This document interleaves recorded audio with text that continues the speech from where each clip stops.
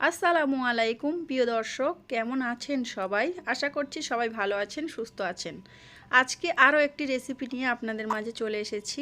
রেসিপিটি বানানোর জন্য আমি এখানে নিয়েছি বেসন, লঙ্কা গুঁড়ো, হলুদ গুঁড়ো আর লবণ।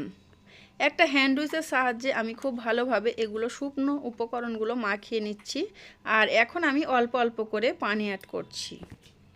এই রেসিপিটি বাচ্চা থেকে বড়রা খুবই পছন্দ করবে এবং রমজান মাসে ইফতারেও আপনারা রাখতে পারেন। এখানে আমি অল্প অল্প পানি অ্যাড করে সুন্দর একটা ব্যাটার বানিয়ে নিচ্ছি। যেমনভাবে আলুর চপের ব্যাটার বানানো হয় সেম ওইভাবে আমি ব্যাটারটা বানিয়ে নিচ্ছি। আপনারা দেখেই বুঝতে পারছেন। তো আমি হ্যান্ড উইচের সাহায্যে খুব ভালোভাবে সবগুলো উপকরণ মাখিয়ে আর পানি দিয়ে খুব সুন্দর করে মাখিয়ে নিচ্ছি, যাতে করে ভিতরে কোনো দলাভাব থেকে না থাকে তার জন্য। আর এখানে কিন্তু ব্যাটারটা একদমই রেডি হয়ে গিয়েছে। এটা আমি কিছুক্ষণের জন্য রেস্টে রেখে দেব।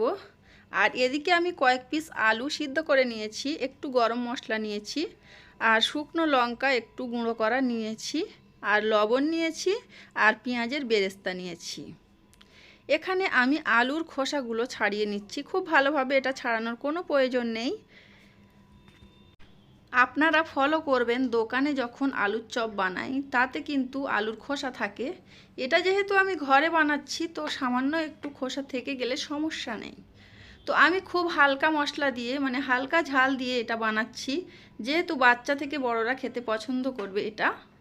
আর এটা যেহেতু আমার বাচ্চা খাবে তার জন্য কিন্তু আমি হালকা করে ঝাল দিয়েছি। ভর্তাটা হয়ে গেছে আর এখন আমি হাত দিয়ে খুব ভালোভাবে মানে রাউন্ড রাউন্ড করে নিচ্ছি, যেমন সাইজের করব আর কি। আর ওদিকে কিন্তু আমি ইন্ডাকশান ওভেন অন করে দিয়েছি আর তেলটা গরম করতে দিয়েছি। আলু ভর্তাটা আমি খুব সুন্দর করে হাত দিয়ে গোল করে নিয়েছি আর এখন বেসনের মধ্যে দিয়ে দিচ্ছি।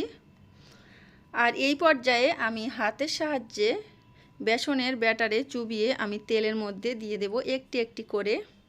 আপনারা এখানে চামচের সাহায্যেও দিতে পারেন, তো আমি হাত দিয়ে দিয়ে দিচ্ছি।